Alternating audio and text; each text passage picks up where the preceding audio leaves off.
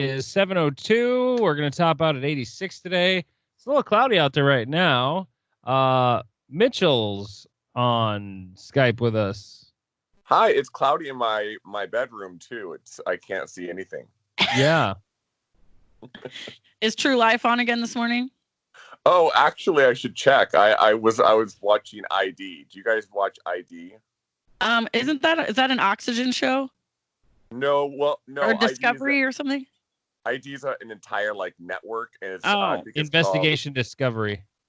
Yeah. Yes, and it's just all about murder. True crime stuff. You would love it, Tosh. It's like murder porn. I have heard of it, but I don't know if I have that channel. Oh, really? I guess I don't know. I would bet you do. I can't believe you're not aware of it, and it's like your favorite channel. I am aware of it. They talk about it on that My Favorite Murder podcast I listen to. Well, I feel like it's on most basic kind of cable packages, but I usually have it on at all times, even in the background. I just love but murder. I like murder stuff. Murder. I love murder. But my deal with some of those things, because Oxygen channel does a lot of true crime stuff too, but sometimes I still value a well done show, or sometimes they're just it's not done well and I can't. You know what I mean? Yeah, I know what you mean. There are a couple series on Investigative Discovery that I don't enjoy very much. Yeah. For example, the one that's on right now.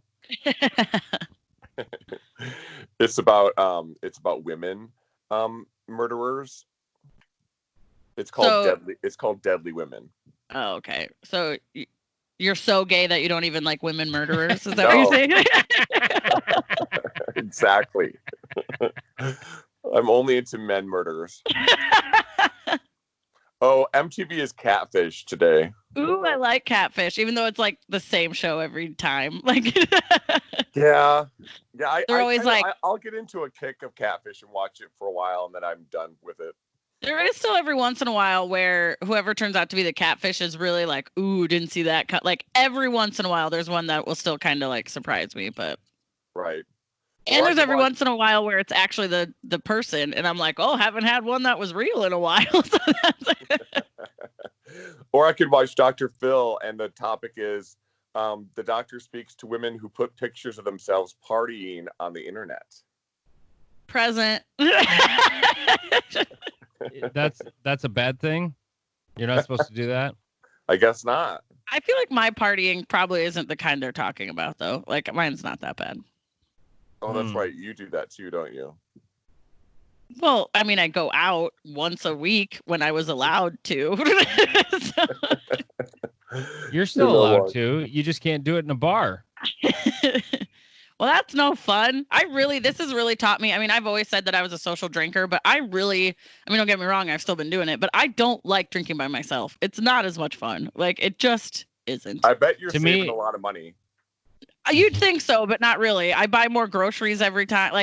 It just goes from one place to another. I'm about the same, probably. My dad last night told me, man, I'm not hardly spending any money because can't go to the Muni, can't go to the golf course. I'm just not spending any money, Right. Or even on gas. I haven't got gas for a long time. I've probably saved on gas a little bit, and I'm not going to get a coffee every day. But like I said, every time I'm at the grocery store, I'm spending more than I did before because I'm home more, that kind of thing. So I don't know. I would drive roughly, between going to work and getting kids, I would probably drive easy 20, 30 miles a day just doing the absolute basics. That's not counting any other errand, Yeah. And gas is so cheap anyway right now. It'd be so what? Let's go. I'll drive all over town for no reason. We should totally do cruise night in Beersford, Mitchell. I know, especially now. We kind of joked about that way back right before kind of started happening, but now it actually would work really well.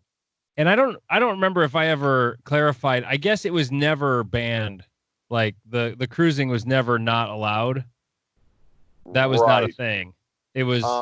I got bad information. It was always allowed in the old downtown loop. You just couldn't make a U-turn in the middle of the street. That's why it's not allowed. Okay. So it was a misinterpretation of the thing that it was rather obvious that it was not allowed to like crack a U right in the middle of a block. Like it had to be at the either end where the boulevard starts on either end of downtown. Right. So you're free to cruise and crack U's all night long in Beersford. I guess they had a cruise night in Centerville a couple weeks ago too. Well, they've been doing them in T like on Friday nights, I think, or really at least on weekends. Yeah, it's been happening a lot. Well, we were ahead of the times. Back I guess the early '90s when we were cracking U's. We were trendsetters, Andy. Social distancing without even realizing. Without realizing we were saving each other from diseases. Mitchell, I saw you cheated on us earlier this week. You were on someone else's podcast. Oh, I don't ever do podcasts, by the way, but I mean, we're supposed to be the only audio type platform that. Oh, really? Didn't you know? What podcast was it? Do you know that guy Johnny Fairplay from Survivor? Yeah. Grandma was dead. Yes, that's kind of what he's known for, I guess. He has a podcast, and he's also friends with one of the characters on Ozark, which I'm obsessed with. So we did a podcast with one of the actors on Ozark. It was pretty cool to talk to him, actually. And you just talked about random stuff, or does it have like a topical focal point? Well, no, it was strictly Ozark stuff, just because Ozark's trending at like in the top 2 or 3 right now on Netflix. So we were asking him questions about Ozark. Like, for example, he says at the beginning of every season, they sit each character down and tell them whether or not they survived that season. Yeah. That would not be a cool, like The Walking Dead was kind of the same way where you're gonna but they would keep it a secret even longer, like they tell them like at the point where, okay, we have to film the episode where you're going to die. And then it's like, they get a phone call from the executive producer. It's like, oh, this isn't good.